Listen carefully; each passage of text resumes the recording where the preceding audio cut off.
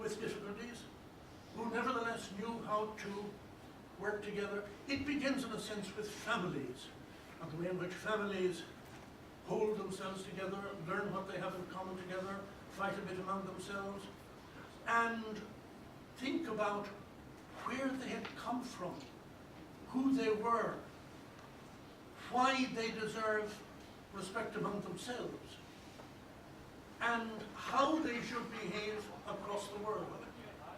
Now, one of the most important points in nationalism today is that it has to be internationalist. To me, it was a terrible tragedy that in Ireland, that the trial of nationalism took over in the 1916 revolution, and it became the official guiding faith of politics, that in a sense,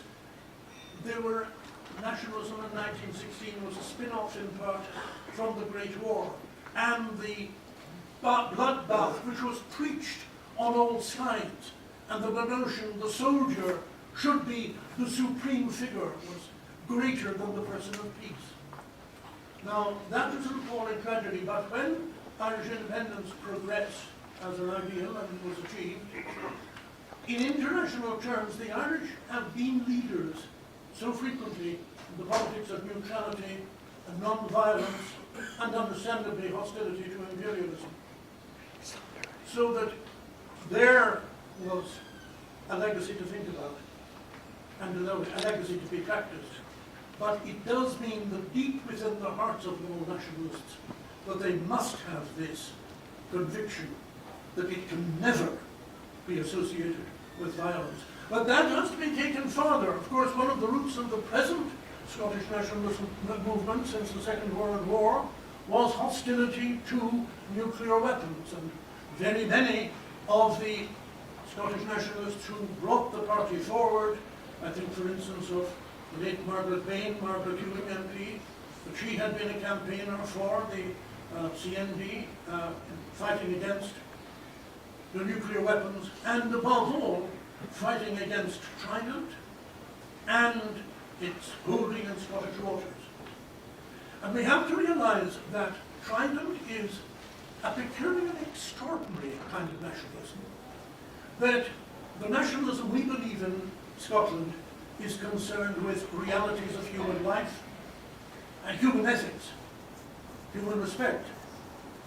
The nationalism that is preached in Trident means that the United Kingdom, in order to show itself a proud nation, despite the fact that it consists of several nations, that the United Kingdom must hold on to its independent nuclear weapon, although, as we know, it is not in the least independent. The Americans would never allow it to be used. So you get this enormous expenditure of money, which is on this UK nationalist absurdity. And the nationalism in this country is and has to be concerned with the realities and has to repudiate these despicable false gods and their worship of Megadeth, which is what it is. To take pride in the nationalism because of the millions it can kill. And so our nationalism here has got to remember that always. It means, of course, that we have not to be lured under any circumstances into accepting Trident on beliefs on a temporary basis or any other forms of Megadeth. And we have to remember politicians can be tempted, compromises may be made, which we can assure you aren't really compromises, and that they don't compromise anything, and that they're just a small name on a piece of paper or something. During a late election, not the most recent, there was a point when the British politician, then Chancellor of the Exchequer, who had been Secretary of War, Philip Hammond, stated that in the event of Scottish independence, the Scots would still have to retain Trident. Now, God knows where he got the head that made that conclusion. It shows what a public school education can do for something. But neither in that realm of fantasy, and obviously he was himself on sound logical grounds since he was talking about the fantasy and Trident, he went on talking about it in a possible future under Scottish nationalism. But it would have no future under Scottish nationalism. And we could not ourselves allow our hands merely in the smallest and most minute form of collaboration in any way to vindicate that ownership of weapons of death.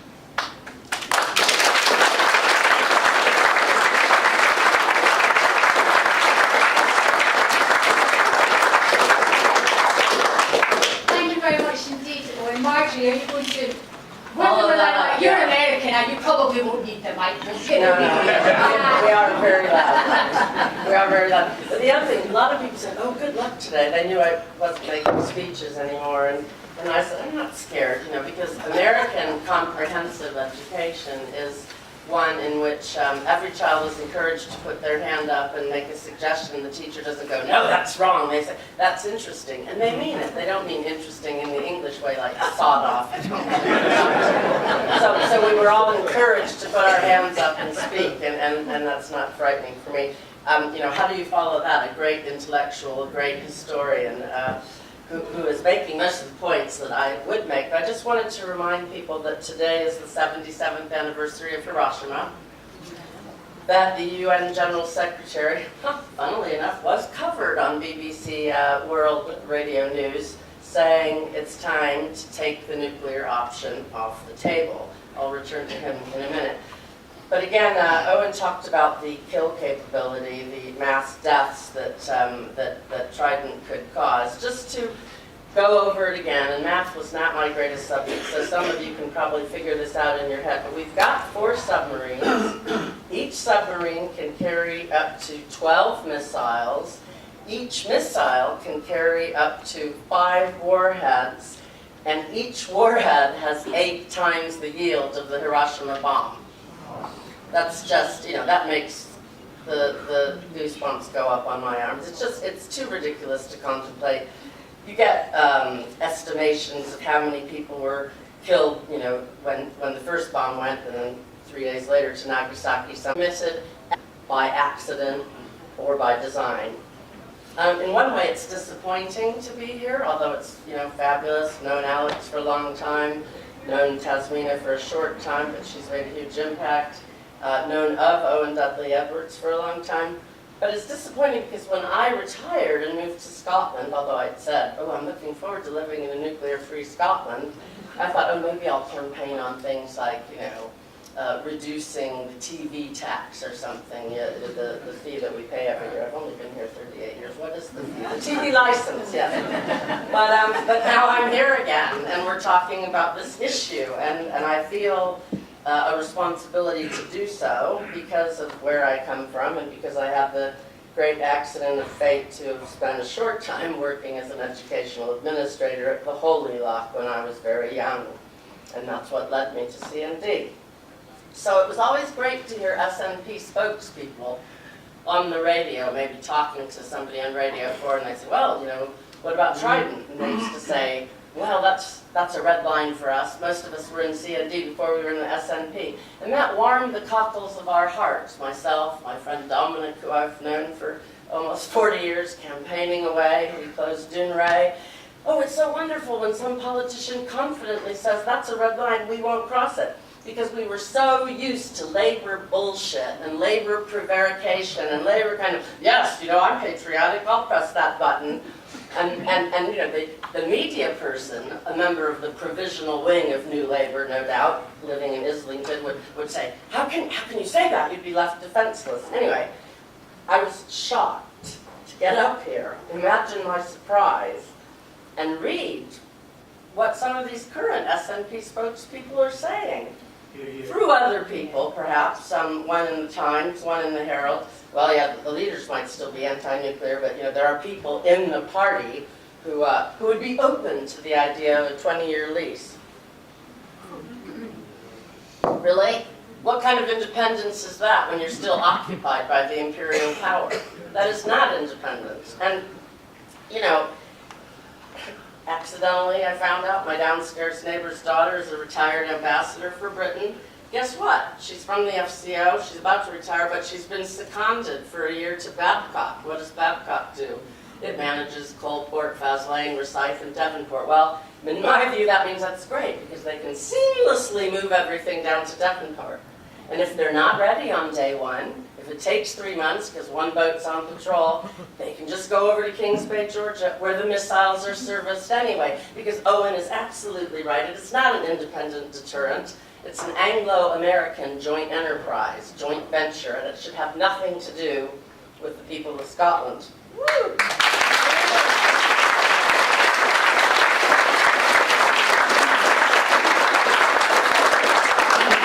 I'm about to close, but I just want to have one little reminiscence. I was once included on a thing called the British American Project. Many people said it was a CIA front, but I guess they thought they were being extra tolerant and letting this troublemaker in back in 1990. All the artists and the historians we were meeting, very interestingly, at a place called Airlie House, not far from Langley, Virginia. The British wing of it always used to meet at the old EETPU headquarters, the Electricians Union. And I think many people thought for a long time, didn't they, that Frank Hammond himself was probably in receipt of money from Langley, or Eric Hammond, that was his name.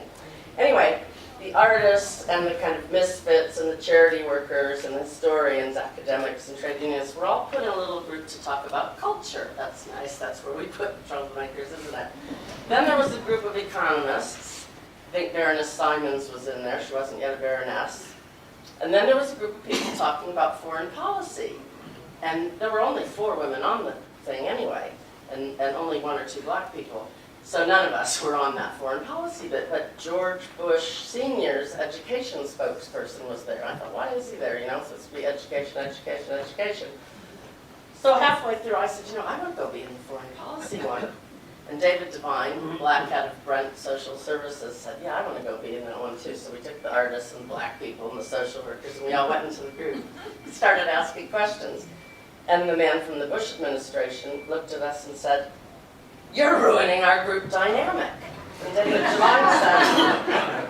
Devine said, and you're ruining the world. And just for these 3 days, we're going to have our say.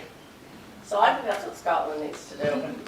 I think that we don't want to violate any more treaties, and it's, again, absolute bullshit to say that if the weapons had to go over and be at Kings Bay till Devonport was ready, that would be violating the Non-Proliferation Treaty. No, it wouldn't. We've already done it because by modernizing, which sounds great, it sounds like trading in your old washing machine for a new one, you go up and up and up and up, and you're still violating Article 6 of the treaty. I want to know, why is the UN always the last resort? Why isn't the UN the first resort?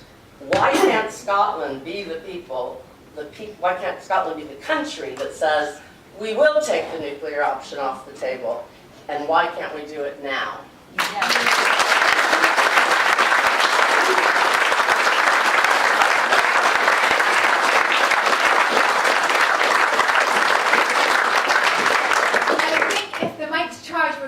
Alex a pin mic, is that going to be possible? A brief technical. Of course, the men were in charge of the technology case. It's not charged. Can't do everything, Marjorie. So we'll just wait. And if that's charged up, that'll be fine. Otherwise, your handheld mic. We wait in anticipation.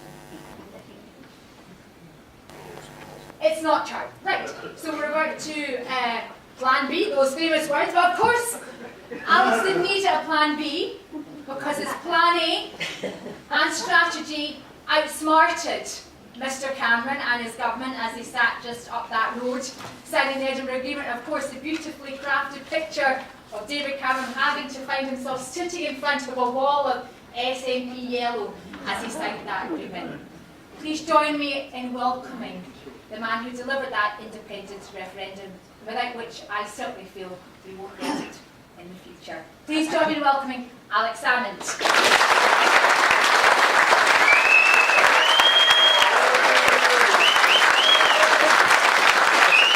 I should say,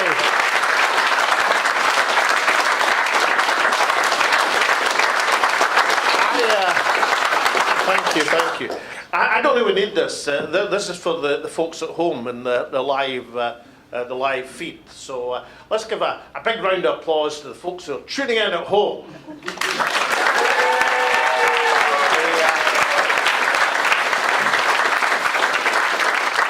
Given that we are on the Fringe, as Taz said, we did a show a few years back on the Fringe, and out of all the stories we told, there was a couple I knew were coming specially from Bo'ness to see it.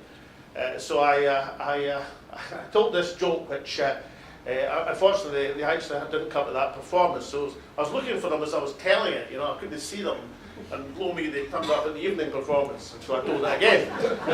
But just in case there are anybody here from Bo'ness, anybody here from Bo'ness? Great. You know, Billy Wolfe once told me that the SNP stood for two things: independence for Scotland and home rule for Bo'ness. The story I was about to tell was, it's actually about a game show called Take Your Pick. The Take Your Pick was the biggest game show for the younger folk in the audience. It was a game show even before game shows. It was one of the first ever game shows on television.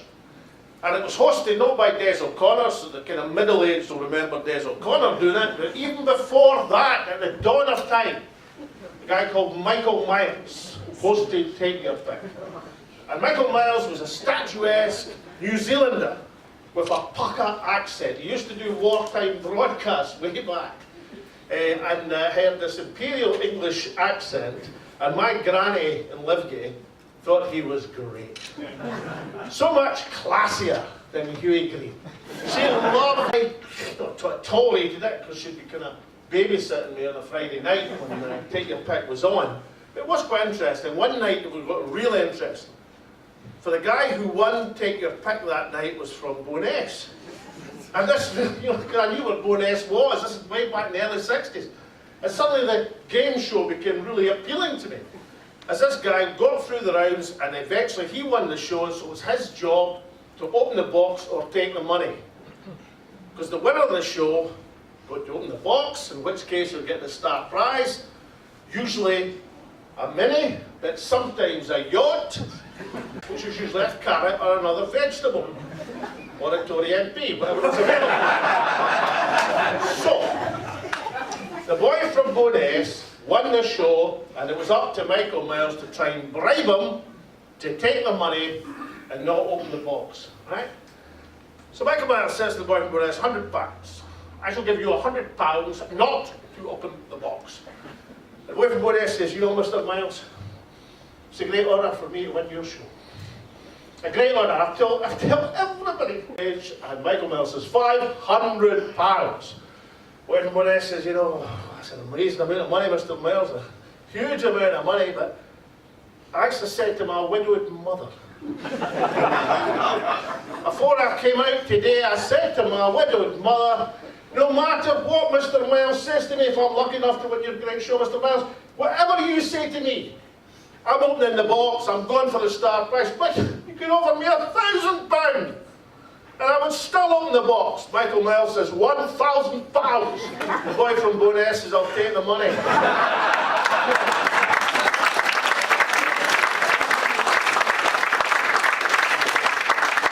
The reason I tell the story is this. My granny loved Take Your Pick so much that she death of John F. Kennedy on a Friday night in the middle of Take Your Pick, assassinated in Dallas. That's how passionate she was about it. She thought it was important for the world and real interest, but nonetheless it didn't justify interrupting about the wee Alba book. You see, certain things happen in the world, like the assassination of presidents, that impinge on us, whether we want them to or not. So what's happened since 2014, since I sat David Cameron staring at a picture of Scotland with all the yellow marked constituencies? So you had to sit through the entire meeting looking at it, just above my shoulder. I was like, a lot of folk thought it was childish. I thought it was rather important. I've been doing it for us for long enough. What's happened since then? A whole range of things. In particular, there's Brexit, a pandemic, and now a war in Europe. And whether we get it or not, the case for independence has to be changed to meet the change of circumstance. One of only 2 English economists in history who was worth a damn, the great John Maynard Keynes, once said, when the facts change, I change my mind. And we're not going to change our minds about independence. But what we have to do is to make sure the new case for independence fits the modern world, fits the circumstances that have changed. So since I sat with David Cameron in the Edinburgh Agreement, what's changed?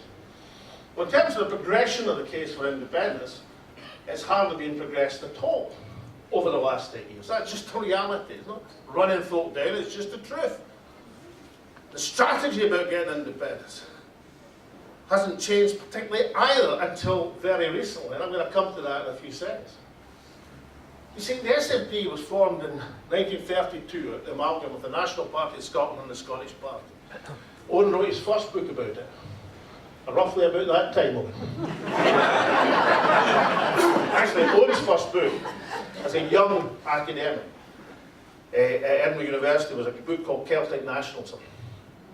In it was Hugh McDermott talking about Scottish nationalism, and Gwyneth Evans talking about Welsh nationalism. If you can ever get a copy, that'll be well worth getting. And so it's really fantastic that you asked me, Owen, to write the foreword to his latest book, which in a way returns to that early theme, and I was honoured to do it. I also had to apologise to Owen, actually, because when I was editing the Free Student Press, and I thought a young firebrand lecturer from Edinburgh University was exactly the person to write our star article for our latest edition. And when it didn't arrive, and I came to Edinburgh to find out why not, and he absolutely promised me on a Saturday morning it would be delivered to me by the Monday so as I could take it through a Hamilton press. He said, listen, he said, I'm going down to see Hugh McDermott in Biggar this afternoon, would you like to come? And I said, well, I've got a ticket to the Hibs Hearts game. See, it is the folly of youth. You think a ticket, this was early, in the late 70s, that you should think too what were then, in the case of Hibs still are, a very mediocre side. So I went to the 0-0 draw at Easter Road instead of beating Scotland's greatest 20th century poet, which I've somewhat revised my opinion on my choices. So the foreword to Owen's book is by way of an apology for my mistakes all these years ago. But the point about this isn't a mistake, that from 1932 right through until the late 90s, and the advent of the Scottish Parliament, the SNP had a means by which they thought Scotland could become independent. And that means was there was 71 or 72 Scottish seats, you won 36 of them, and you say, bingo, we're going to independence. And that was helped, of course, by the Unionist parties, every Prime Minister since Harold Wilson, conceding that if the SNP won an election, then of course they would play the game. Margaret Thatcher, the Downing Street years. Scotland is a proud nation. If the Scots were ever to determine on independence, then no English politicians, certainly not myself, would gainsay that process. The difficulty was that some of us had an unhealthy suspicion that that's what they said when they were confident the SNP wouldn't win the seats, and they would say something entirely different if it happened. It's a theory of history called perfidious argument, which has worked rather well because the English great and noble people, though they are, have had a peculiar incapacity of putting into power some of the people less fitted to wield that power in world history. Something that's happened from the Duke of Wellington to Anthony Blair. And if we look at the contenders for the Tory party leadership, you see that line of disaster is going to be totally unbroken. So we devised a strategy, myself and Jim Sillars and a few other people, by which if the SNP declared itself in the political spectrum, moved down a social democratic path, identified itself honestly to the Scottish people, won a devolved Parliament, then we could use the vehicle of the devolved Parliament in order to exercise the sovereignty of the Scottish people, and that would give us a platform by which we could face down Westminster. Hence the importance of the Edinburgh Agreement. But back in 2012, when we signed that document, people kind of wondered, why does Cameron sign the document? Now, partly, of course, it's because Cameron and George Osborne, who did his thinking for him, used to believe they could see off independence as long as it was a single question.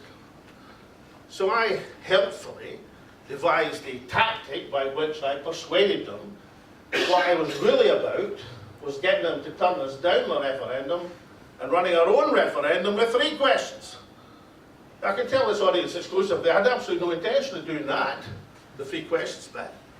But it was politic and useful to make them believe it. Because when you're in a struggle for power, you have to work out what your opponent likes least.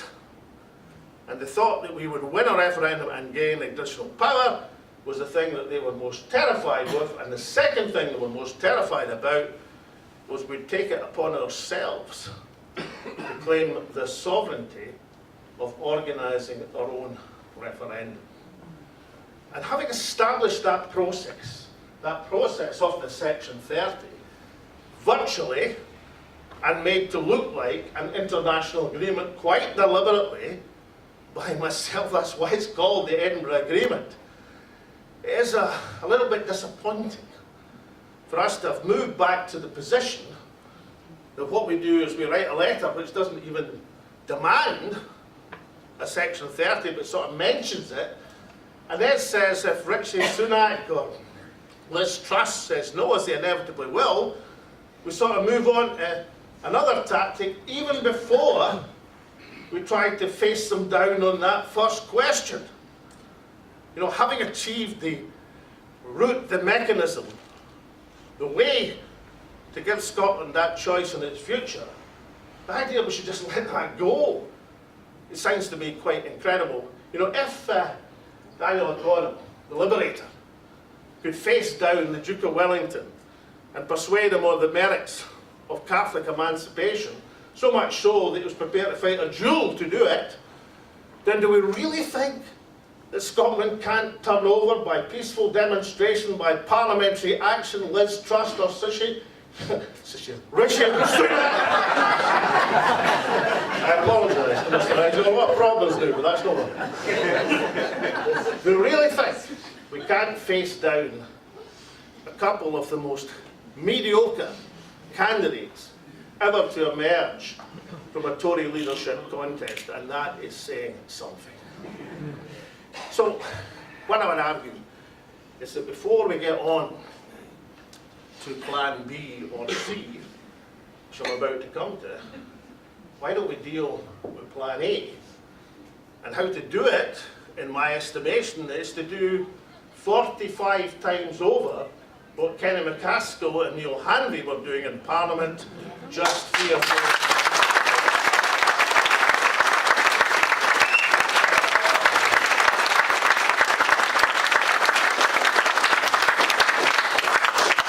Backed up by mobilisation of people, which hopefully Alba will be doing on the 18th of September, to make the point that the parliamentarians are working in concert with the people, not in advance of them and not behind them. And by diplomatic action, to persuade other countries of the justice of our non-violent, peaceful, constitutional demand of the right of self-determination. The Plan B, we're told, is to go to the UK Supreme Court. And I've got to be honest with you, I think that is extraordinary. UK Supreme Court will adopt a position that the Scottish Parliament is a creature not of the people, which it is in a referendum, which it was, but a creature of Westminster statute. And they shall look at the Westminster statute, and after humming and hawing and listening politely to the Lord Advocate arguing, as far as I can see, against the case of our own government, And then they'll come to a conclusion, I'm afraid that the pursuit of independence lies out with our competence. Our competence as the Supreme Court is to tell you what that legislation means, and it isn't what you want it to mean. That's what will happen. Now, of course, I was reading just the other day that apparently this is all a subtle plan to so enrage the people. Well, I think the people are going to be pretty raging this autumn. And they won't be raging about what the Supreme Court says.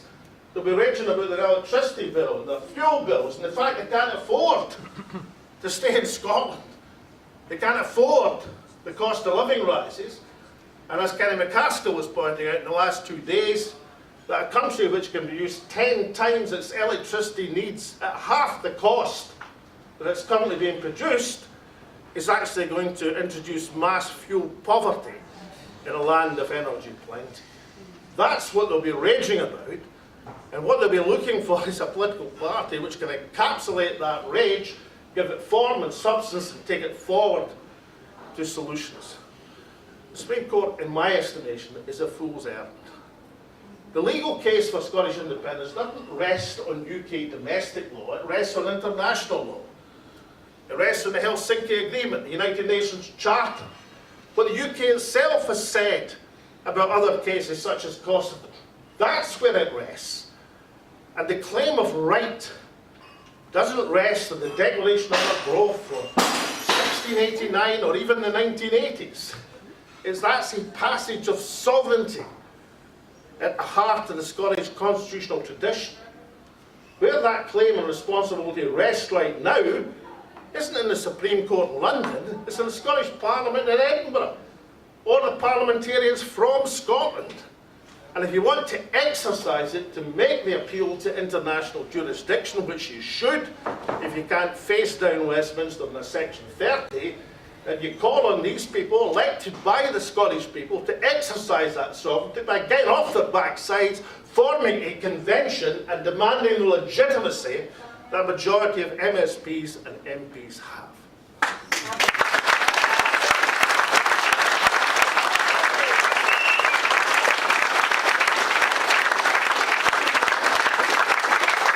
The last point is this.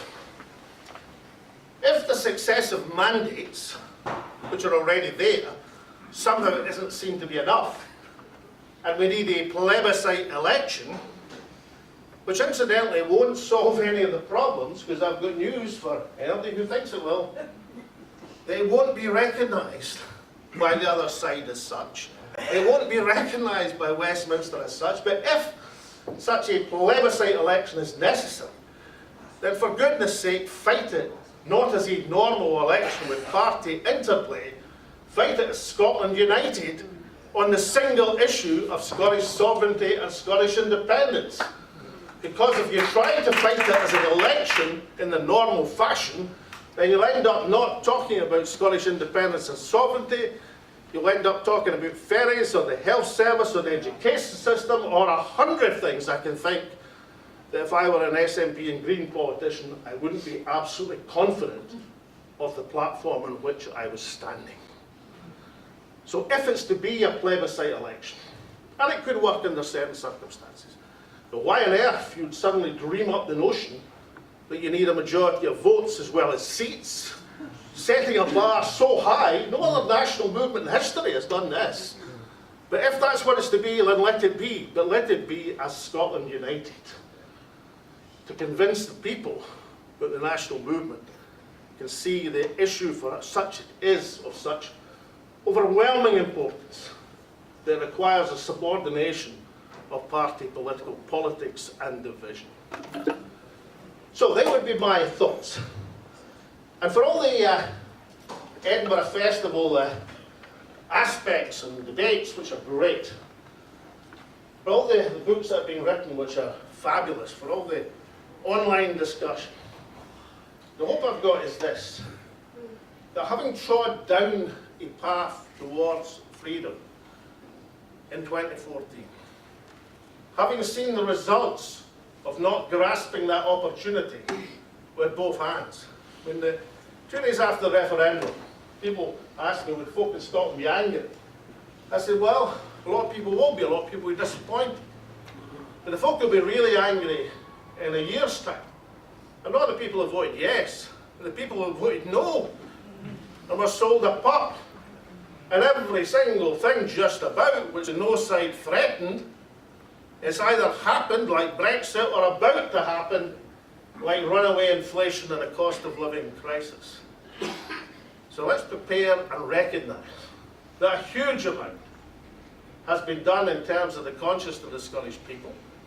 That the only thing that really matters in this debate is the determination and belief of people in their nationality, their nationhood and their self-respect. And that the job of political leadership, from wherever it comes, is to provide a realistic vehicle by which that can be expressed. In other words, not to follow the people to nowhere, but to lead them to independence to our country.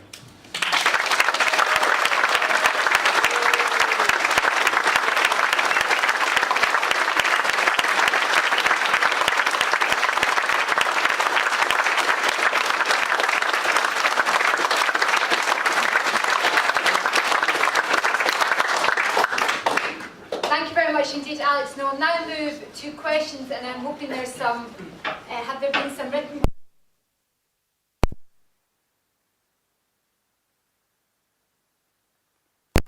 questions are making their way to me.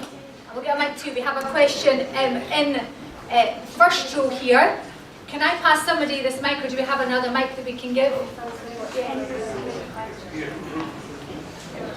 Yes, sir. Dr. Dominic Jenkins formerly ran the Greenpeace anti-crime campaign and had some role in the... Could you stand up? Could you... Hello, excuse me, I have Parkinson's, so I may not be able to tell us over it. Formerly, Dr. Dominic Jenkins formerly ran the Greenpeace anti-crime campaign. Things have moved on. One thing that seems to be missing from the debate is that since the end of the Cold War, Trident has been redeveloped as a weapon, such a strategic weapon, and has indeed, in a sense, been used in the sense that if you have a gun to a man's head, you're using that gun whether you shoot it or not. So Trident has been redeveloped as a usable nuclear weapon, and that may indeed have driven the United States to do likewise. Indeed, it may be more complicated than that, but the basic fact is Trident, and has a long tradition of British nuclear weapons, not being about deterrence, but being about supremacy. Why would that, how could that reality be part of the SNP stroke Alba strategy? Okay. Thank you very much indeed. Just so I can be clear that everyone's heard the question from Dominic Jenkins, who ran a Greenpeace campaign, certainly part of Greenpeace campaign, encapsulating the question that Trident has been redeveloped, whereby it's not a deterrent, but indeed it's all about supremacy. That's the question, and how can that be addressed in an independent Scotland? How might political parties address that? I think hopefully I've encapsulated your question correctly. Alex. Well, I was going to suggest we pass to the expert at the end of the table, but well, look, I'm not responsible for SNP strategy anymore, and I've got to confess there are some SNP MPs, when I listen to them on this and other subjects, and the first thing that comes to my mind is there must be a Scottish school of neo-Connery somewhere. I don't mean Sean Connery, I mean neo-Connery, that people have been inducted in when the rest of us weren't looking. It would be insanity, striking at the very core of the growth of the national movement in Scotland, to compromise or equivocate or prevaricate on Trident and nuclear weapons. For long as I was in the SNP, and before I was in the SNP, as was said by Owen and Marjorie, the people at the heart of the national movement in Scotland had cut their teeth on demonstrations against Polaris and thereafter Trident. The other insanity behind it is this. If you start playing footsie with the British establishment and start, now saying, well, time scale, we might be able to do something about that, leases we might be able to do something about that, or we've got to assume a proper, responsible position as a member of the Western Alliance, then what you do is you compromise the very thing that many people find attractive in an independent Scotland. Not that it be a miniature Britain, it would be a major Scotland. Hugh McDermott, we spoke about, was talking about infinitesimality of Scotland. How could Scotland be small, given the scope of its thinking and reach? To compromise that would be to be a deal with the devil. And most folk who've done deals with the devil don't end up as winners.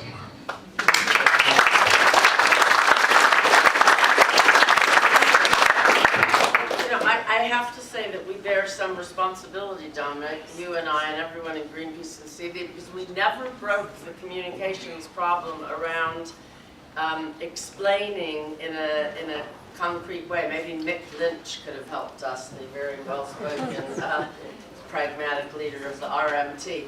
But explaining that every time we upgraded or modernized, we weren't participating in Richard Nixon's madman theory of deterrence. If I'm mad enough to lob it at Mints, you'll be mad enough to lob it over the Mississippi. And weapons weren't highly accurate. We actually changed from the 60s into the 70s into the 80s, and now, if I fired a Trident nuclear missile from the Clyde, we could get within a 250-foot circular error of probability of the Statue of Liberty. So we've actually changed from, you know, cavemen type stuff to automatic submachine guns, in the sense that we're all on a knife edge, because don't worry, the Russians have them too, and we've heard about those in the last couple of months. We want to try to take out each other's C3I, C4I, command, communications, intelligence, and cyber. And so if you're ready to do that, and you can knock out their hard target capability, then you emerge victorious. And this goes into the version of fantasy land, obviously. But I've always asked, and always been told it's naive, why do we have the best brains in the world, you know, the physicists and everybody else, trying to develop more accurate ways of killing people rather than the stuff that we need, you know, like harnesses for people who are elderly at home and their carers can't shift them in and out of bed. Everybody needs that. So it's a huge thing to tackle, and that's really what we failed to get across is that we're kind of like rabid dogs on the end of leads, foaming at the mouth. It's not any poodles anymore saying, well, I might throw my bone your way. It's actually so dangerous, and it's been such a waste of money. And the final thing I want to say is that, get ready, it's 2022 now. Trident's going to be gone in 2028. We've got a whole new range of subs called Dreadnought. And God knows who dreamed that one up, and God knows how much more accurate that will be. So there is no answer, Dominic, really, except these people are insane. And we probably need to go out and lie in the road in front of them and maybe get run over and get arrested.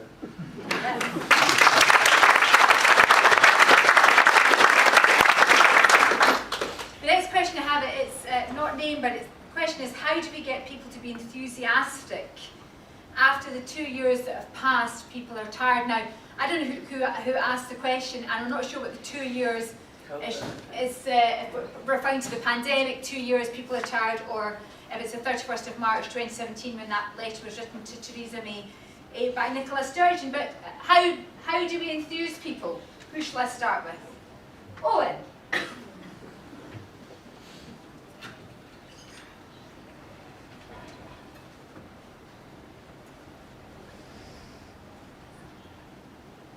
We have to start with belief.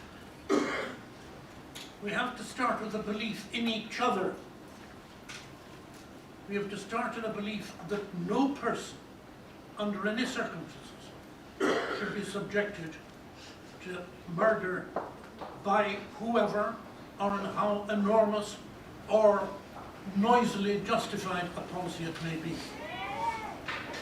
Remember, what we're talking about is our complicity with the acts which will be taken. It's all very well to protest now, but if we allow it, we will find the actions consistently taken in our name. We have the duty to get people worked up by whatever means, using journalism, using religion, using politics, using education, using writing. We must show that this is the unspeakable, and we will not have our country forced into being an enemy of the human race.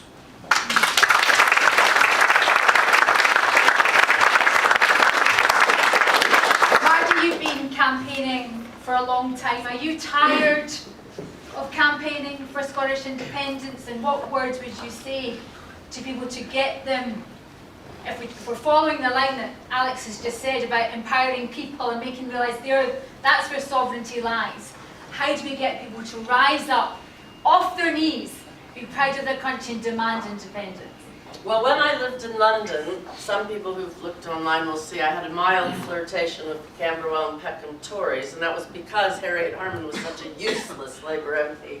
But I always said to people, well, you know, if I lived in Scotland, I would be in the SNP. And of course, by the time I got here, it seems like the SNP turned into New Labour, at least some of them did. So as Owen was talking, I was thinking, God, you know, I used to never go out and do nonviolent direct action because I was always afraid of being deported back to the United States. 4 years ago, for a variety of reasons, I gave up my citizenship. I went into Grosvenor Square and I said, I hereby renounce all allegiance and fidelity to the United States of America. And it was very sort of, you know, sad, because my mother had always told me it was the greatest privilege in the world, etc., etc. It was the last day Grosvenor Square was open. They just moved down the next day to Vauxhall, and there was a statue of Ronald Reagan. I thought, I never saw this statue when I was protesting here. I said, thank you, Mother, because she was a huge fan of Ronald Reagan's.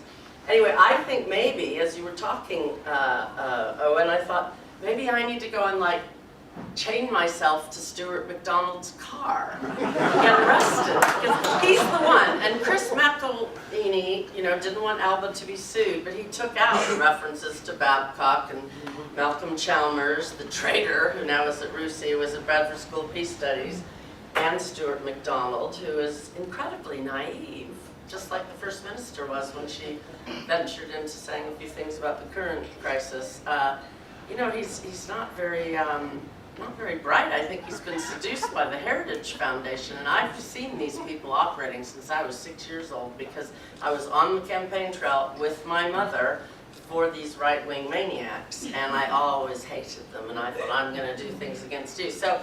So yeah, I think personally, I think I'm going to have to move over to getting arrested, which I find scary. I've always been a good law-abiding person. You know, my friend Leah regularly gets letters printed in the Scotsman, often the only person speaking out for independent nuclear-free Scotland, because they won't print anything. I wrote to them and said, why are you like Pravda?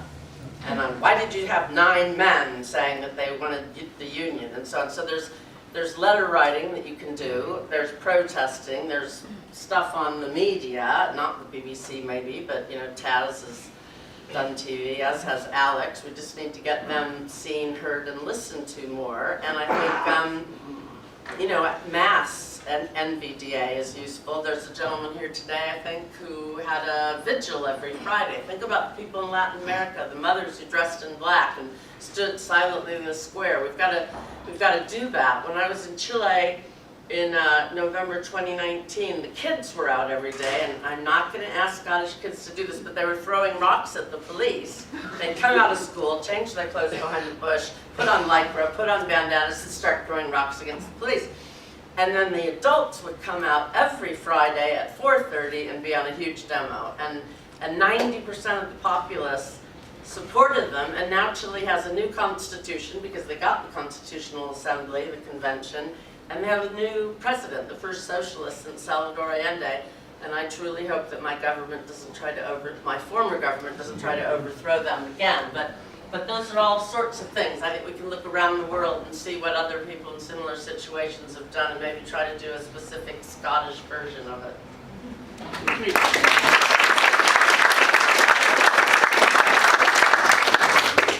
Well, people have been through a lot in the pandemic, but you know, people emerge from trials, tribulations, disasters, awful occurrences. When my parents lived through the Second World War, it didn't stop my dad campaigning for Scottish independence. I mean, so people get over that and look to the future and what the future can bring. And what most people and most families in Scotland are anxious about right now is what's going to happen this autumn and this winter when they can't afford to sustain any way of life that's satisfactory for hundreds of thousands of our fellow citizens. Now, if a political party or parties or a movement, particularly when the essence of the crisis is about energy, in the most energy-rich country, bar Norway, and in Europe, if we can't put forward a perspective which is attractive to people in these circumstances, then they're saying the wrong things, doing the wrong things, campaigning in the wrong way. First thing we've got to realise where we've come from. Back in 2012, when I was signing the agreement with Cameron, inconveniently for me, I'd gone so much trouble with my map and the format and the flags and all the rest of it in the room. YouGov decided to bring out a poll showing support for independence. I think it was about 30%. I can't remember exactly, but something along that order. And otherwise, got a brave face in it. But at the same time, I wasn't the best pleased about the timing, to tell you the absolute truth. But that's where we were coming from. And to be quite frank, that dial didn't really shift to 2014 till the summer of activity, to the grassroots upsurge, till we decided to let 1,000 flowers bloom in the independence movement, and we found out that people pushed the dial forward, perhaps to 50% at some point in the campaign, but certainly massively forward. This is a totally different situation politically. I think, given the dearth of explanation, of understanding, of promotion of the independence cause in the last 8 years, it's a miracle that we're roughly 50% of the present moment. But that tells you something, doesn't it? It tells you the underlying support and dawning of consciousness which occurred in the 2014 experience is not gone away. It's there. And if I'd been able to start a campaign in 2012 at 50%, I'd grab both hands and say, right, let's have a go. Because that is a winning position to start a campaign from. The job of your political leaders, you cannot guarantee success. Your job is not to say, I absolutely assure you we're going to be successful and this is going to happen. All politics and initiatives can fail. Otherwise there wouldn't be initiatives. The job of political leaders is to provide the circumstance in which your success is possible. And to make sure there's a vehicle and a route by which people can see that change will occur. That's the job of leadership. It's the job of political parties. The stuff we've been doing in the Alba book, it tries to answer some of the questions that have been unanswered over these last few years.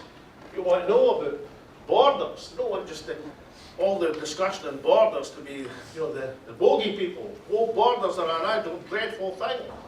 You don't want to just hear the negative side. You don't want to hear the positive side. The positive side, for example, what do we do about Europe? You can't pretend that you get back into Europe the day after you declare for independence. It's 5 years. Michel Barnier, I'm told, I've never actually met him, but I've told Michel Barnier, remember him, he was the other side. He was the one who was actually negotiating from the European Union's point of view in Brexit. Anyway, I'm told that Michel Barnier loves Scotland. I'm told that whiskey's his favourite drink, he comes his holidays, loves the bagpipes, he's probably here at the Edinburgh Festival for all I know. He thinks Scotland's a great place. If Barnier was negotiating for the European Union with an independent Scotland, it wouldn't matter a whit. It would still be 5 years to get in. Yes, of course, lots of people around Europe love Scotland. I think it's a great place. They like us, God knows why, but they do. But in negotiation, it doesn't matter. It's realpolitik that decides negotiation, which is why this little volume explains why, properly, tactically, the right policy for the national movement is to join EFTA, European Free Trade Association, which gets you the international treaties with the rest of the world, with Europe, indeed with the United Kingdom in terms of trade. And the best thing about EFTA, you can join in 3 months, not 5 years. So when you sat down to negotiate after winning independence, you'd have a realistic chance of not making a total codifit, like the Brexit, like Lord Frost. I could have told him after his performance at the Scottish Whisky Association, the idea of trusting him with the Brexit formulations Or Boris Johnson, it was going to be a Titanic success. Well, he was right about that. So, we need policies which are adapted to the new circumstances. Why? Because people who believe in independence, and half of the country does, want to be confident about the case they're articulating. But don't let's say, oh, when will the people be ready? The people are there. It's the strategy, the achievable goal, the mechanism that has to be articulated to allow that expression of confidence in our country to flourish once again.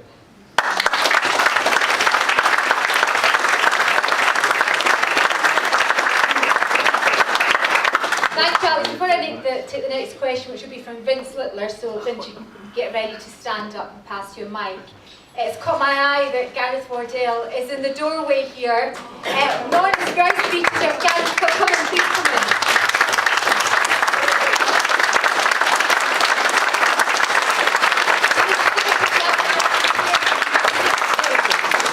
Join us, Gareth. Join us. Let you take a seat. Thank you. Have a seat. Have a seat. Can't have you standing in the doorway, Gareth. Cannot. Now, Vince Littler, where are you? You're happy to ask your own question. You've printed it out. Yes. So your question is for Owen. Vince. Yeah. Can I ask you to paraphrase the question because it's 2 or 3 paragraphs long, so you can't repeat it. Right, I'm even struggling to read it here because the light's so low, unfortunately. Yeah, in referring the question of whether the Scottish Parliament is legally competent to legislate an indie rev, the UK Supreme Court is likely to determine whether the UK is a voluntary or an involuntary union, perhaps inadvertently, but effectively legislating in the process. Aside from the question of the wisdom of this reference to the Supreme Court, would the panel welcome the certainty of a ruling on whether the union is voluntary or not, either way? And with reference to Ireland, prior to the process of separation, I'm assuming that the union was effectively involuntary. Has the Irish experience now become more relevant to us if the UK Supreme Court determines that the union is involuntary? Okay, thank you very much indeed, Vince. Owen.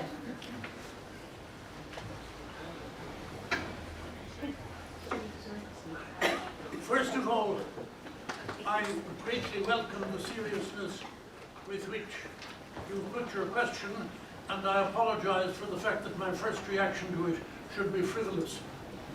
And the first reaction, which is this, that the Union of 1707 and the Union of 1801, when it became enacted on it became law on the 1st of January 1801, both of these unions were enacted above all to ward off the danger of French invasion and possible conquest of Scotland in the first instance, in the people rallying to the idea of the true king, the Jacobite James III, as he would have been then, and of course in Ireland it was the fear of Napoleon. And you could say that both of these causes for the Union to have been enacted would now appear to have disappeared. However rude various members of the government may be about France, they will have some difficulty in trying to prove that, among other things, that Napoleon is still a threat, or that you have to watch out for Louis XIV, who will find out very, very old. So there is that basis to it. There's been some great historiographical debate about the Union itself, and one very serious historian, a very honourable gentleman, has written several books to prove that Robbie Burns was quite wrong in insisting that the Union was passed by gentlemen who were simply interested in the money, power, position, land that they would gain. And he has proved that in several cases, quite a number of the people who voted in favour of the Union, in fact, believed in it. although at the same time they were very glad to have the money.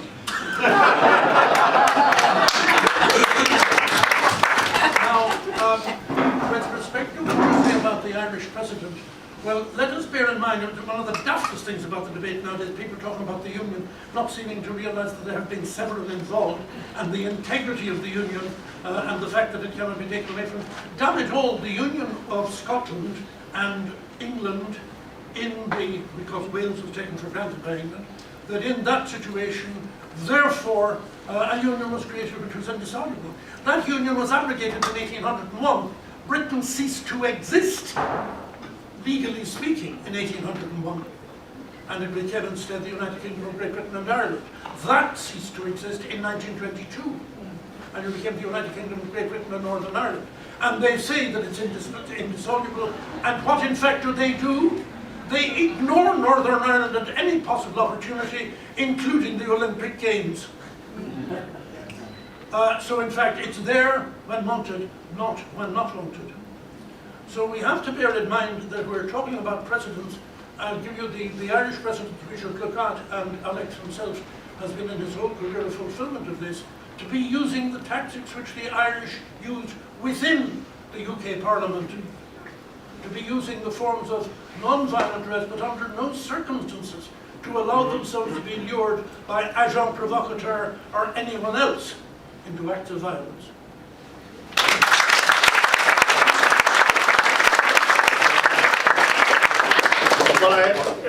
When I was a lad, I served a term as an economist at the Royal Bank of Scotland, and I used to have great pleasure in showing people around the Georgian Reference Library in 36 St Andrews Square.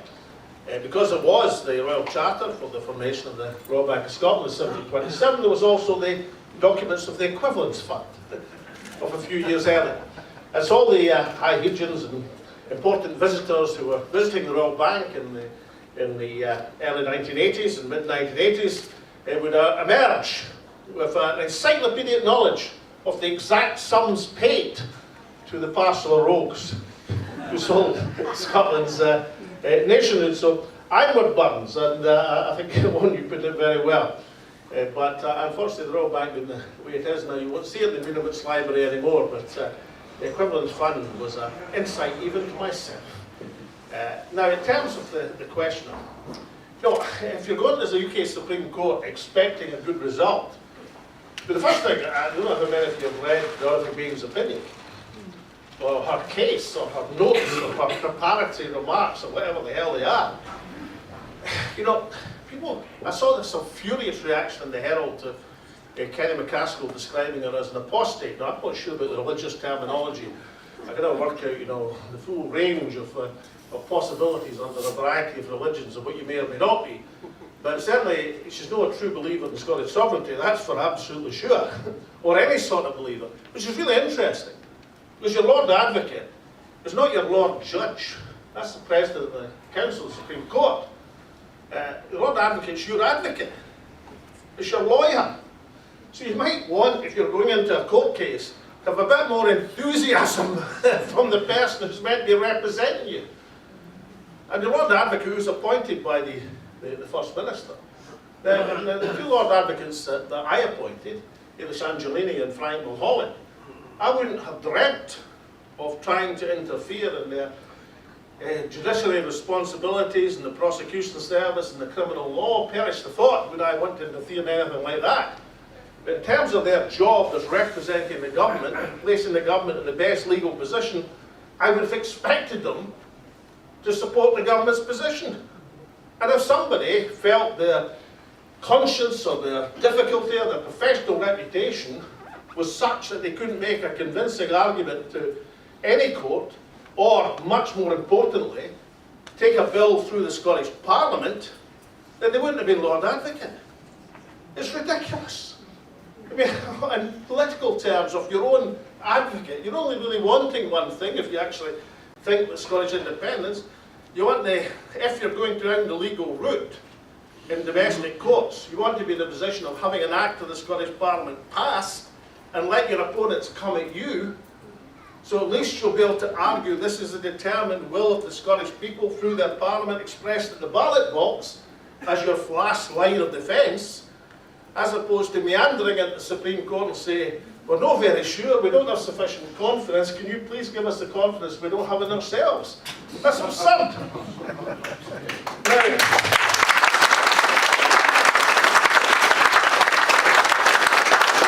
the grand strategy is to so upset the Scottish people that they'll be moved into other action. You don't need to go through that process. It's a pantomime. It's just as likely, incidentally, you'll get some people, I mean, if you know anything about the psyche of Scotland, you'll get some people saying, oh, well, it's a legal judgment now. You know, the game's a bogey. So it doesn't follow that people are going to get really riled up, you know, by the bench in Middlesex Guildhall. That's where the Supreme Court sits. 2 minutes walk from the Palace of Westminster. You just go, if you believe that action is necessary, then you do what needs to be done in terms of the MPs and MSPs from Scotland expressing the confidence that's been placed in them by the people and by majority, organising themselves into a convention, a constitutional convention, to chart the way forward for the Scottish people. And if you have to defend your position, defend it in international courts where you've got a chance of success. In fact, you've got more than a chance of success. You're heavily odds on to be successful, as the UK lawyers would well know under these circumstances. For goodness sake, don't go into a court where you expect to lose as some sort of nifty political strategy just because you didn't have the sense to ask the Lord Advocate before you appointed her what was her opinion.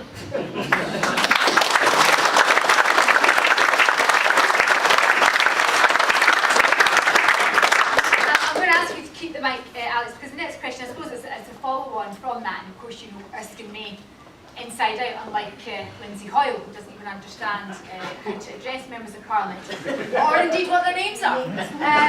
Does Westminster have the power or authority? This is a question from someone who wishes to remain unnamed. This is a very shy Edinburgh audience. I'm not used to people not wanting to be named, but an unnamed person. Does Westminster have the power or authority to circumvent Holyrood at any time? And do you think this will happen? Well, does it have the legal authority? Yes, there's a passage in the Scotland Act that gives it that. You know, what are you doing? Great woman, going strong, just celebrated her birthday, came up with a magic phrase, and remember, she was there on her own. 650 baying aristocrats and a few trade unionists thrown in, baying at her in every debate. She came up with a magic phrase one day as she was arguing for the rights of Scotland. She said, you know, they used to say Britannia ruled the waves. Now waves are rules. And everything about the House of Commons will do that, of course it will. And I think, look, let's just say, for the sake of fantasy, the Supreme Court ruled in Scotland's favour. They would basically pass an Act of Parliament to move the goalposts again. Of course they would have done it before, and not quite as important legislation was been done before.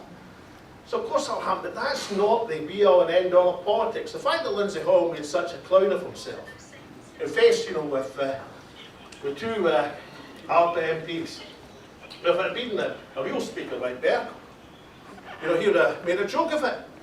He'd have said, the good job Salmond's no here, I'd have to pay out the fee. He would have said something like that. You know, he would have, but instead, you know, Hoyle, by going bananas, indicates the problem. Hoyle was outside the rule book instead. If you know the rules of the House of Commons, the Speaker doesn't have the right to both expel you from the chamber and then name you, because of the simple fact you're not there to vote against your naming. I mean, there is certain elements of natural justice which are built into the rule book. You know, back in 1988, when Nigel Lawson was in the middle of, well, he was doing what Liz Truss said she'll do. You know, in the middle of a huge cost of living crisis, the health service being starved, the poll tax being imposed on the poor, Nigel Lawson thought it'd be a great idea to cut the top rate of tax by 10%. Right?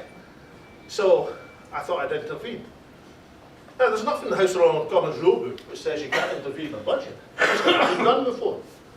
So I did it. And we, Harold Walker, because the budget's chaired by the Chairman of Ways and Means, not the Speaker, we, Harold Walker, North of England Labour MP, hates Scottish nationalists, Hey, the Welsh nationalists even more, incidentally. He went bananas, just like Boyle did. And he said, and I said, in that case, we'll have a vote. Vote! Supported ably by Daffy Wiggly, incidentally. And I also remember he looked wee Walker, who didn't know anything, never read Standing Up, he's dead and gone, so I shouldn't speak badly of him. But you know, never read the rule book, and he's buff. He looks at Bill Mackay, Sir William Mackay that's now. He goes, and Bill goes. So 23 minutes later, Nigel Lawson recommenced his budget. And if you want an account of it from the other side, read Lawson's autobiography. He thought it was really dreadful. In fact, he turned to Thatcher. And I am not a lip reader, but I knew what he was saying. He said to Thatcher, "This is dreadful. This is dreadful." I thought, oh good, I'll keep doing it then. If you believe that the be-all and end-all of nationalists from Scotland is to stump up every Wednesday and say Scotland won't stand for this, and Scotland won't stand for the next thing, or Scotland won't stand for the thing after that, and then sit back down again, yeah, then that's the tactics you employ.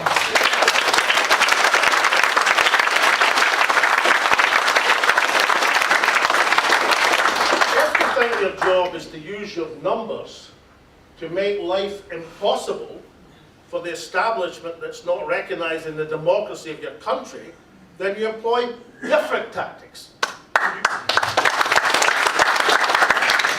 You use the phrase of Owen's, you play Parnell with Westminster.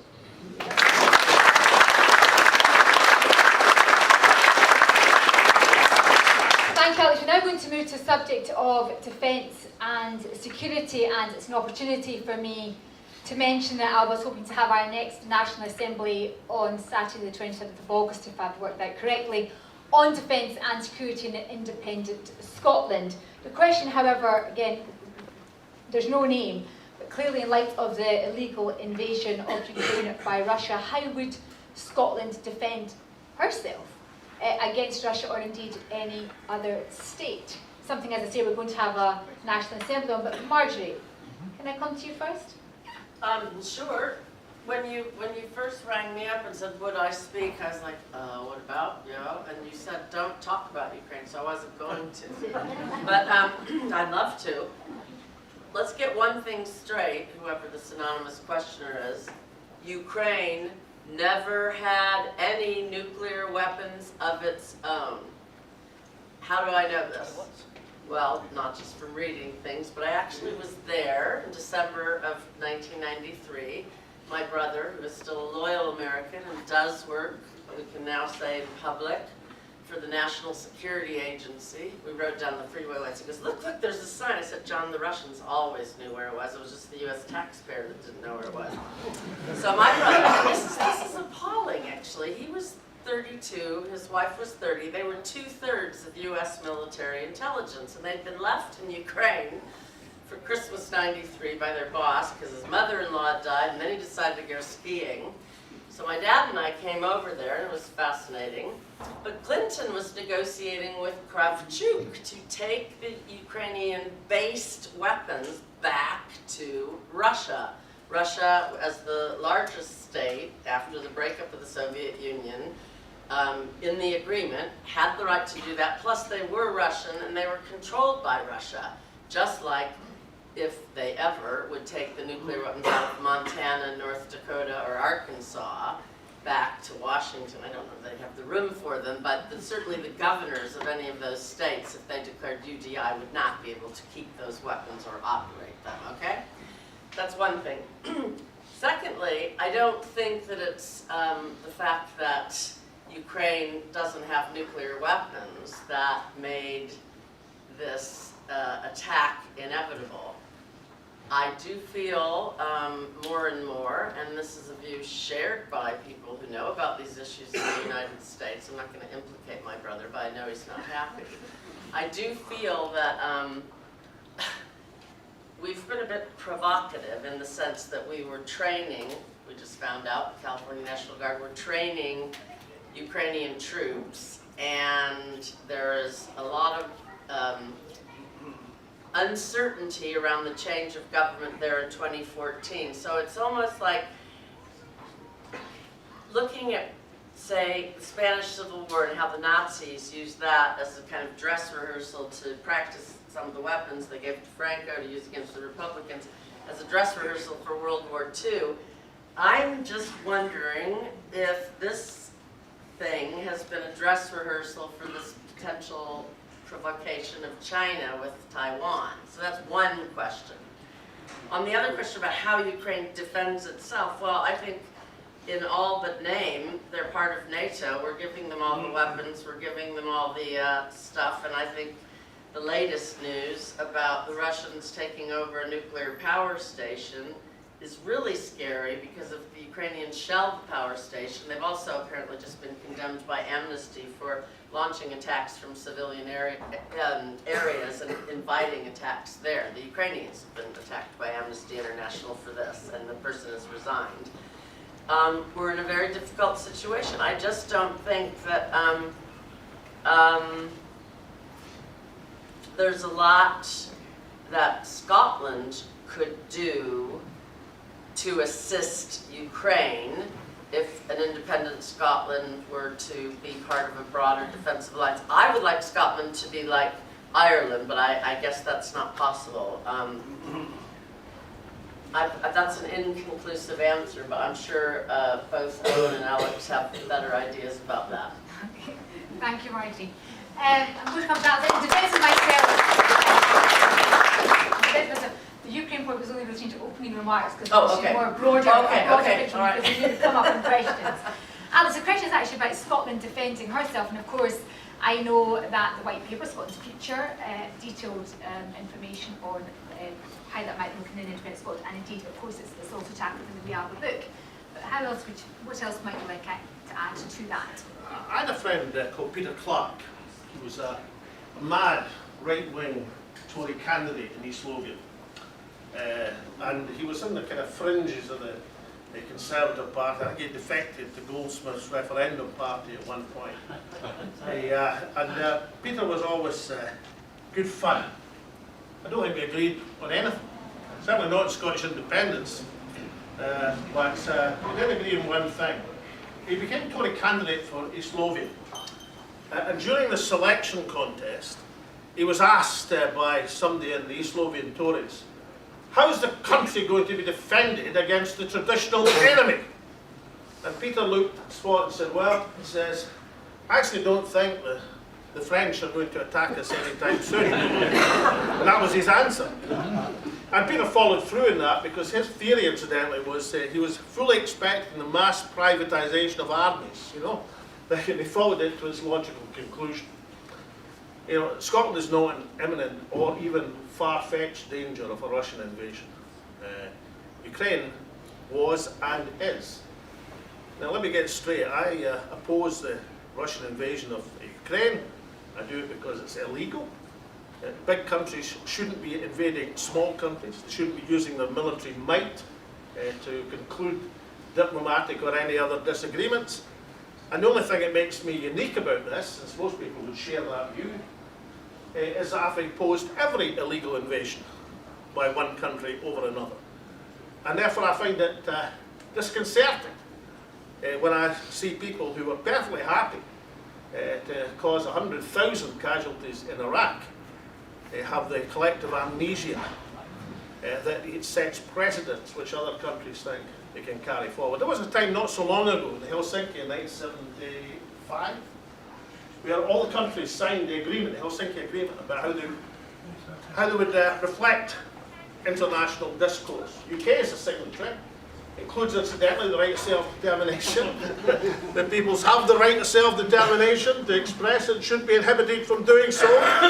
And they certainly don't have the absurd proposition, thank God, because otherwise the Baltic states wouldn't be independent, that the successor state has a veto over the independence of the peoples. You know, if that had been the case in world history, then there'd be very few independent countries. In fact, the number of independent countries has increased from 50 to 200 in the last century. So we should oppose all illegal invasions. How should we support Ukraine? Well, I'm not certain that the way to do it is by giving them £80 million to buy sophisticated weapons. Quite happy to give them £80 million because there'll be so much in Ukraine right now, the civil infrastructure will be under huge, enormous pressure. Give them £80 million to do that would be a good thing. I don't think it's right to celebrate anybody's death. I think I don't blame the Ukrainian services. They're trying to recruit as much support as they possibly can in their extremity. So of course they'll put out tweets that say liberties in every 4 letters, every blow, let us do or die, and quote Robert Burns. But Burns putting the Scots were hay, wasn't a celebration of killing the English. It was a poem about the sacrifice of Scots. If Ukraine Information said, look, we've lost so many thousands men, and they should all be saluted as heroes fighting for Ukraine's independence, then of course people, not just here but the world over, be entitled to say yes. These are people fighting for the independence of their country and their liberty, and they deserve support and they deserve to be saluted. We don't support 40,000 Russian dead, which is what that tweet did, as if this is some macabre game count. Russian dead are conscripts in the net. Most of them wouldn't want to be in Ukraine, last place they thought they were going to be, and I can tell you all of them didn't want to be dead. And you can support a country fighting for independence without celebrating the loss of life on such a mass scale. And I'm not certain of the morality of saying what we're going to do, and the only thing we're going to do is supply ever more sophisticated weapons to fight to a bloody standstill and let the casualties mount on both sides, 10, 20, 30, 40, 50, 60, God knows how many thousands. If we've got any role at all, then surely it's about sending people, armies or nurses or doctors, or things for their civil infrastructure. That's the role that Scotland should have. And above all, who's the people supporting?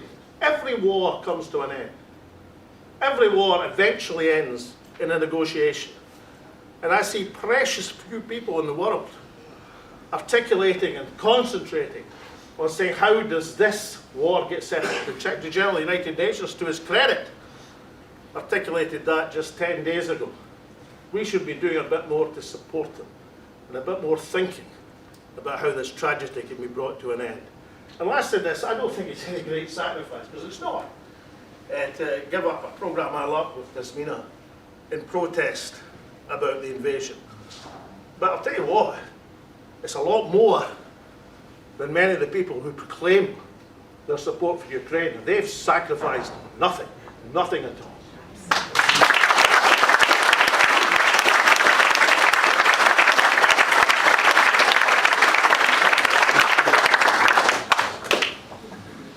I entirely associate myself with what Alex has said, and he is speaking from the standpoint of somebody who had to look at and after his country from the highest position within that country's politics, as opposed to the politics created elsewhere.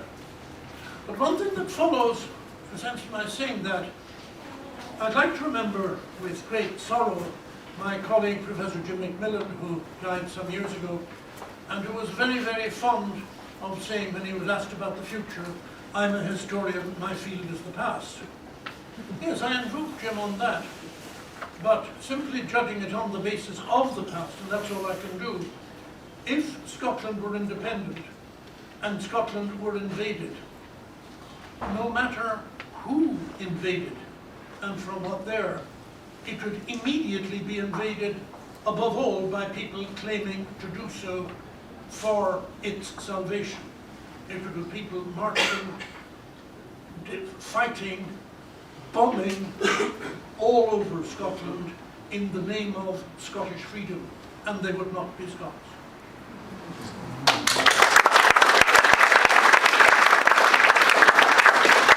We have a question from Malcolm Logan. I've been passed the card, Malcolm. Hi there. Sorry, I didn't want to write it down. I didn't want to waste the paper. But I want to backtrack. So, for 20 minutes, that's how long I've been holding this. You were talking about, sort of like passion and stuff. Now, as far as I can tell, the passion hasn't went out to the people of Scotland. The passion has kind of left a party that calls itself the SNP. You know, the question I kind of got is, has there been any progress on like a Yes Alliance? Or is the Lure of Strangers bar too much for some people? Because I think that's one way of getting the passion back out there. Because in the last 8-9 years, the many people that I've met, the passion is still there. It's just not been given a vehicle. Okay, I'm going to come to Alex just a minute. Your question's very relevant, and thank you for your patience. I can't make people answer their questions more concisely than they're doing. Just to say this, I mean, it's relevant because we're sitting in the summer of 2022, and I hope Alex addresses in his remarks, because I'm going to ask him to address it first, or the summer of 2014, which we all remember, where the movement felt like it belonged to everybody. And when it belonged to everybody, that's when it was at its most successful. So, Alex. Well, on Taz's point, I would just say that the summer of 2014 should teach us a lot of lessons. Because it wasn't until I, as leader of the Yes campaign, was prepared to let things develop at grassroots level that the campaign really took off. There's no doubt about that. Now, of course, it was an objective. There was a September the 18th objective. That's the job of politicians and leaders to set. There was a way of doing it, the Section 30 agreement and a referendum, with an act passed by the Scottish Parliament, under Scottish Parliament control. That's the job of the political leadership. You can't own the campaign. You don't have any arbitrary authority over the people who believe in Scottish independence. I mean, God, there's some Tories believe in Scottish independence. There's lots of Labour people believe in Scottish independence. There's lots of non-party people believe in Scottish independence because they're proud Scots. There are people, I mean, you know, I see Abdul in the back of the hall here. One of the great lessons I learned from one of my dearest friends in life, Bashir Ahmed, was he took me aside once and said, you know, vast majority of Asian Scots, Pakistani Scots, Kashmiri Scots, vote Labour. He said, listen, if you cross the road and offer them the hand of friendship, he said just about all of them will vote for the SNP or for Scottish independence. I hear people talking about restricting franchises incidentally, and I have to say I don't like it much. You know, a franchise should be everybody in Scotland. Because, you know, if the franchise in 2014 had been restricted to Asian Scots, we'd have won in a landslide. Think about that.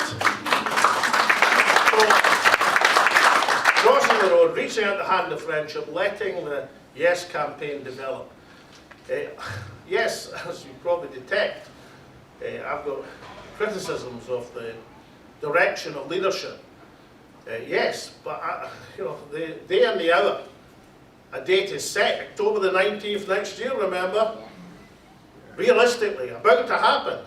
These divisions are of nothing as far as I'm concerned. I mean, I know that a convention of MPs and MSPs is necessary because the way things are going, it's going to need that expression of sovereignty, that expression of legitimacy in order to progress the campaign. Unless, of course, the people realise, do not sacrifice and allow Tory candidates to tell us what we can and can't do as a country. We'll just step back for a second. You know, the Tory leadership campaign, competing as to who's going to ignore the Scottish First Minister the most. It's not a joke. I mean, we're laughing as I express it that way. It's not a joke. And it requires this understanding. You say, no, you're not going to do that. And you're not going to do that because when all the chaos that's going to envelop the House of Commons this autumn, with this idiot governor of the Bank of England, who, I mean, they've had some real dodos in charge of the Bank of England. This one is the limit. He thinks this, I mean, it is amazing that the leading candidate for the Conservative Party leadership believes that the way to deal with a cost of living crisis affecting working people is to cut corporate taxation. That is amazing. But a governor of the Bank of England who believes to deal with an inflation crisis caused by cost and fuel and natural resource pressure is to raise interest rates and make sure it's not just the working classes that are impoverished, we'll take in the middle classes as well.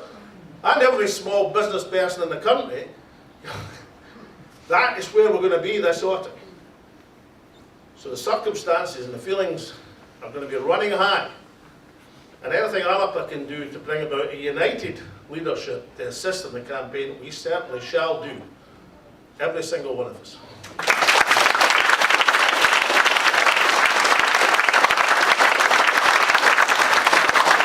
Thank you, Alex. And just because you mentioned the franchise, I just think it's pertinent to note that in the event of Plan B becoming the new Plan A when the Supreme Court, if and when the Supreme Court decide not to rule in favour of the Scottish Government, that of course does mean a Westminster general election, which means 16 and 17-year-olds will be excluded from voting, as will European nationals, all of whom we know, as polling have told us, are supportive of Scottish independence. It baffles me, it really does. Marjorie.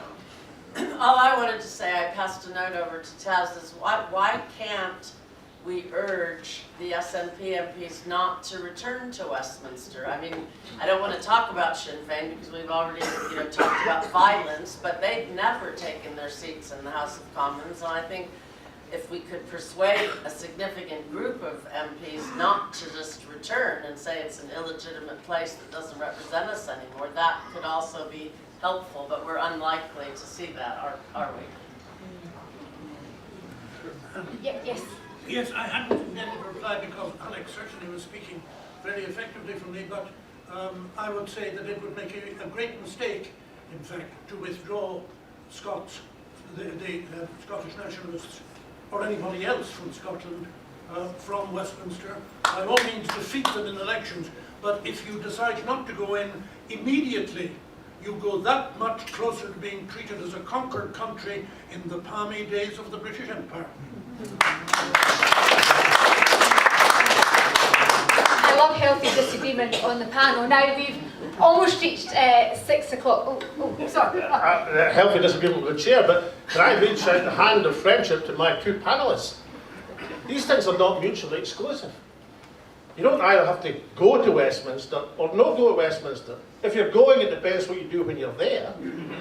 If you're not going, it depends what you do when you're not there. And if you want an elected constitutional convention, right, of the majority of MSPs and MPs, you don't have to abstain from Westminster to do it. You just need to set up shop in the Royal High School on a Friday. And they can all turn up. What matters is what you do with the power and legitimacy and authority you have. You don't give open goals to your opponents. You work out a strategy that works.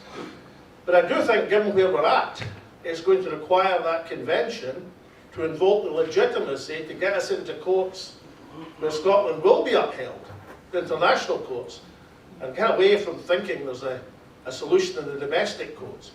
And even if you do, under the circumstances, and Taz is absolutely right, and I support the chair,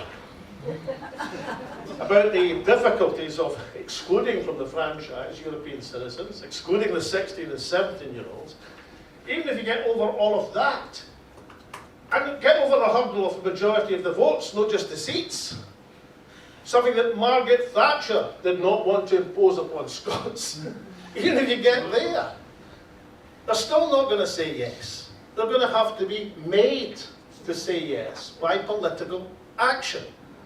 So sooner rather than later, it's going to come down to marshalling that authority, that sovereignty, appealing for the people to manifest it through the representatives to the international community, to claim the legitimacy which is ours. So we better get to it sooner, in my view, rather than later.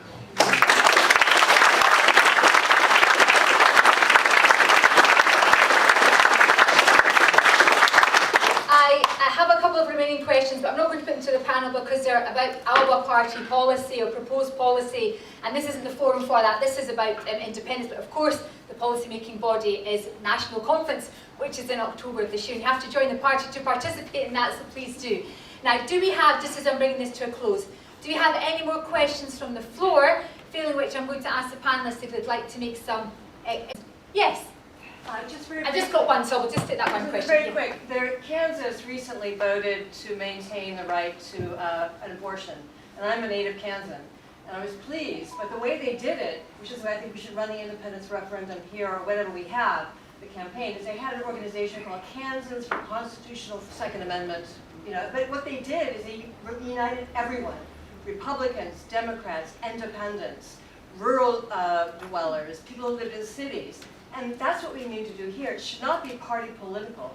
It needs to be, you know, everyone who supports Scottish independence. There are Tories who support Scottish independence of every stripe, and I'm just thinking that's a useful model. And they got 18% in a deep red state, Kansas. 18% majority for maintaining a woman's right to have an abortion in the heart of the Midwest. So that, to me, is a useful marker on Thank you. It's probably opportune for me to tell everyone here at the meeting that on the 18th of September, which is the anniversary, 6 years since the first 8, gosh, my maths. I did English literature at Edinburgh. So maths is not my strong point. And given my daughter's at the back and is waiting for her results, I feel sorry for her. She waits for her result on Tuesday. Anyway, all of that being said, the point I was trying to make, not very articulately, was on September the 18th in Glasgow, and following up on your point, Leah, there's going to be a festival of all those who support yes, and I would encourage as many of you who can to come to that event when you'll see cross-party, no party, people talking about their right to self-determination, and let's try and build that momentum from that day. And with that, I'm now just going to ask the panel if they wish to make closing remarks. Marjorie. Like I said, why not Scotland, why not now, and power to the people. Thank you.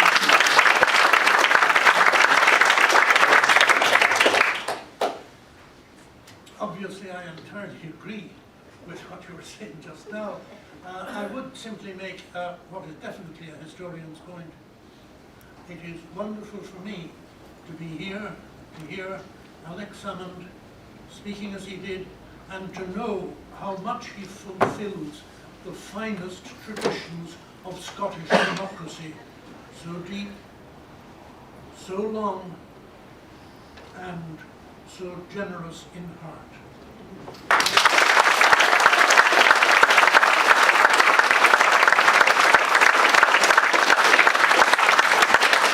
How you're going to top that, Alex, your response, but please make sure people don't go because I still have to do the auction once you speak. No, I was just going to ask Owen to repeat it. I was trying to note down every word. I feel like I've won Take Your Pick. Well, last word to an English playwright, greatest playwright in history. The future's not in the stars, but in ourselves.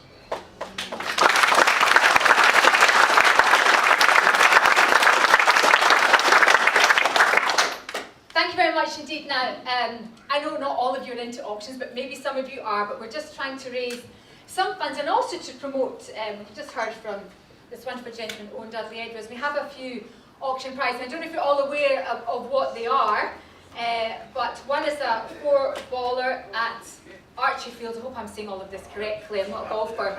And we also have... we've got George Pirrie in the audience here. George, I saw you a second ago. Are you still here? I'm still here. Where are you? You've moved. Ah, there you are. George, of course, is an antique dealer with a shop, thing I'm correct in saying, on Dundas Street, and he has donated an antique ladies' kilt pin, silver with the amethyst from the 1930s to this auction. And we also have, this is Scotland, of course, you can't have an event without booze. We've got champagne, a bottle of whiskey, which will be signed by all of us, and a bottle of red, I think. And we also have this book that we're going to auction. Well, this book is retailing, this wonderful book that Alex, as you know, wrote the foreword for. Retails at £16.99. We have 12 copies here that will be signed by Owen and Alex. And I thought a funny way of doing this, and it's just 12 copies to get rid of, so I'm just going to ask people to put up their hands if they're going to go for this deal and which level they'd like to buy the book. I was going to suggest that for it to be signed by Owen, we would ask for a donation of £25 as opposed to the price of £16. That gives us a tiny little bit amount of money. And if it's to be signed by Owen and Alex, that will come at a cost of £30. And for those women in the audience, and indeed men who support us, given the ongoing campaign to erase women from Scotland, if you want my signature on it before women become extinct, they're probably like, well, worth a lot of money, that'll be £50. So, do I have to go for that one? I just felt I had to say it. So, we're looking at 25 just signed by Owen and 30 signed by both of them. So, look, is there anyone interested in buying a copy at that amount of money? I'm just going to ask you to raise your hand if you are. Or, yes, we've got one here. Do I have somebody who is, yeah, yourself? Thanks, George. Alba, can I ask you, you're helpfully standing in my line of sight. Certainly, the gentleman here, we've got one from George there, and the gentleman there as well. Anyone else interested in a copy? And at the back, would you mind standing up? Sorry, it's a terrible imposition, just so we can see who you are. I'll give you a pen and paper so you can write their names, and then we can get the book signed. Any others, if you can just stop Abu while he's on his way round there. Now, I think I might do the golf thing first. Alex, I'm not a golfer. Could you explain what this means? Well, I mean, Archerfield is one of the more exclusive golf clubs in Scotland. It costs an absolute fortune to play. It's a very, very nice course. That's a great thing about being First Minister. Used to get great invitations. It's in East Lothian. It's easy to reach Edinburgh. I should say it's a wee bit less posh than Muirfield.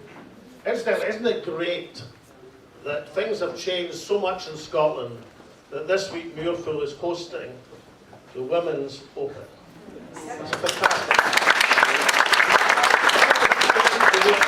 You may remember that I boycotted Muirfield 10 years ago because they wouldn't have been members, and the Royal and Ancient and Muirfield were very annoyed. And I can tell you I haven't played Muirfield since. And I would say, despite the fact that they held a referendum, a successful referendum eventually, there were 2 goes at it incidentally, to admit women members. And such is my charity that I forgive them for all that they did in the past, even though they still won't invite me. I actually did a film for the Golf Channel this week about the events of 10 years ago. So life moves on. And I'll tell you, if Muirfield now has women and men playing on an equal basis, then I can tell you Scottish independence will be a simple matter in comparison. Well, Archerfield hasn't got a history of anything like that. They'll take anybody's money in Archerfield, but they take a lot of it. So a 4-ball at Archerfield is, for any golfer, something you really want. If you really want to impress your pals, then bid for the 4-ball at Archerfield.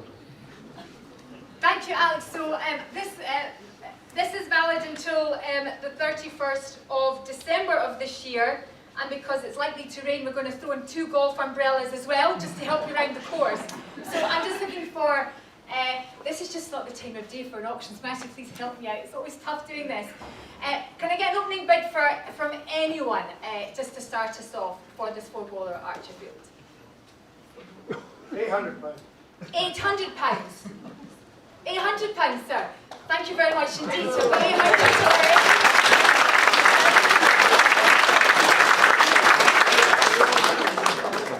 I remember being at, I think I was conducting an S&P auction once, and of course that sort of late on into the evening and people are really quite drunk, and I ended up somebody bidding against themselves and got lots and lots of money. I don't anticipate this is going to happen in this very sober audience today, but that is a wonderful bid at £800.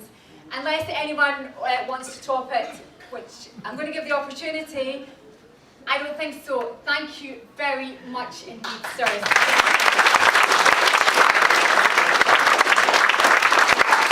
Now we have the kilt pin. I don't know if it's here. Denise, is it here? What does it look like? Are you going to model? Nothing like a man modelling a lady's brooch. Let's go for it. Ladies' kilt pin, let's have a look. That's beautiful. Now, George, I think you're in the doorway. I have, where are you, George? There you are, George. I have absolutely no idea how much this might be worth or what I should start it at. It's always embarrassing when the person's there. You need to make sure you start at a price that's not embarrassing to them. What would you suggest, George? I don't even know what the value is, or it's solid silver. Solid silver. An amethyst. An amethyst. Right, so to work it out from there is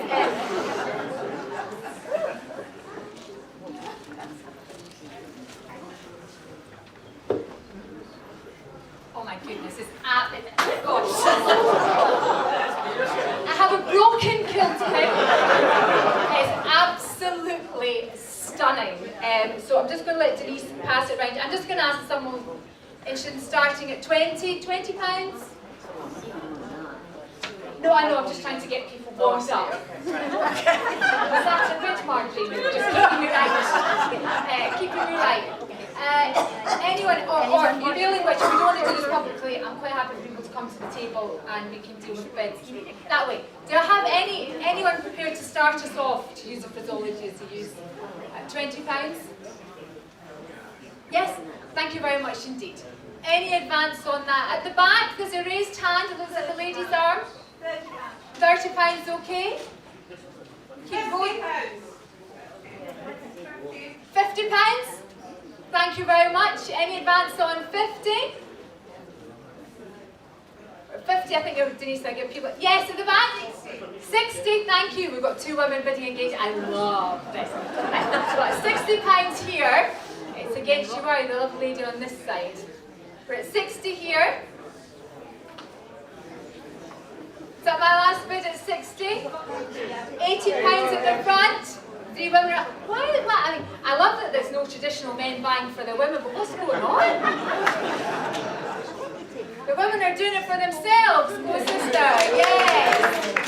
In saying that, I forgot your bid, what was it? £80 at the front. We're at £80. Anyone take us up to 100? Nice round figure. £100? Thank you very much indeed. We're at 100. Any advance on 100? It's up to you now. We're at £100 to the lady here in a few rows back. We're at £100. Any advance on 100? I'm going to have to go. £120. Okay, 120. It's absolutely stunning. Are we all done at 120 now at the front? Going once. Going twice. Sold for 120. Thank you.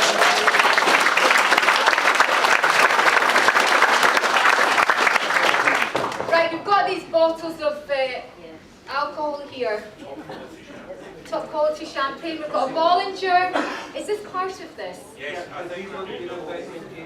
It's donated. Right. So we've got a selection of 4 then. So we've got a Grand Reserva red. We've got Bollinger champagne and Aberlour whiskey, 12 years old, and a Johnny Walker Black Label, also 12 years old. So that's going to have a value. Help me out, give me a rough idea. Not my strong subject. How much? 150 in terms of value. Okay, in terms of value, 150. Thank you, Marjorie. In terms of, so, 150. So who'll start me off at £50 for all of these bottles? £50? Yes? 50. Right. We've got bid here at £50 for them all. They're all going to be signed by the panel. But I'm at £50. Any? 65 up the back. Thank you very much.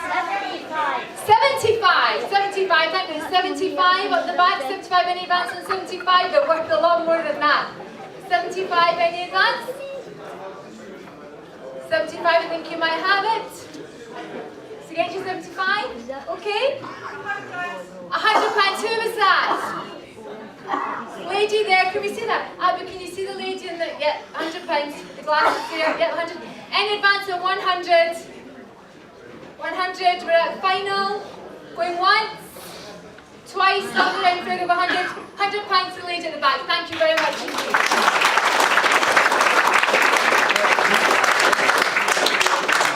Now, I'm going to bring that to close. We've got many more items that I'm going to hold back for party conference.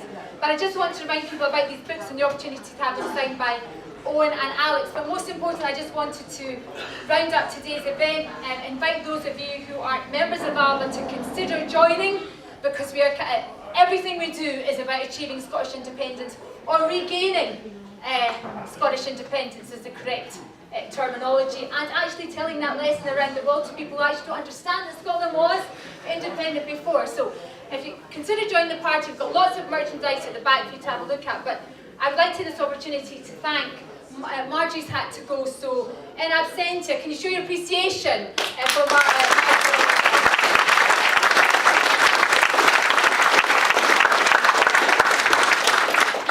I've done many of these meetings, but I honestly promise you I learn something today how to count. I mean, that was a new one. I learn something every time, and that's always due to the quality of our speakers and their ability to tell us so much more when you think you know so much. But knowledge is a wonderful thing, and you can never acquire enough of that. And for that, I'm very grateful to yourself, Owen, and of course to Alex. Please show your appreciation.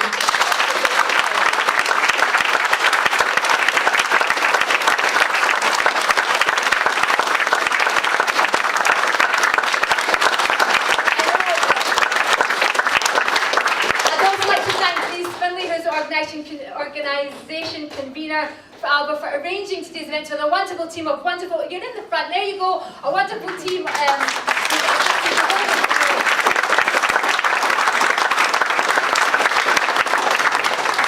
with that, I bring today's meeting to a close. There are many more happening across the country. I can't even rhyme off where they all are. Next weekend we're in Skye to do a wee Alba book meeting up there. So you're all important to the cause. Without you all, we won't achieve what we need to achieve for ourselves and for our children and for our grandchildren, for the future of this country. So please get involved, and thank you all very much indeed. Have a lovely afternoon.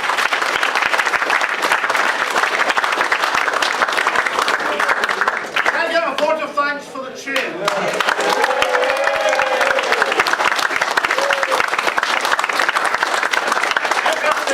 People want the book signed. People have been successfully come to the front table and we can get sorted.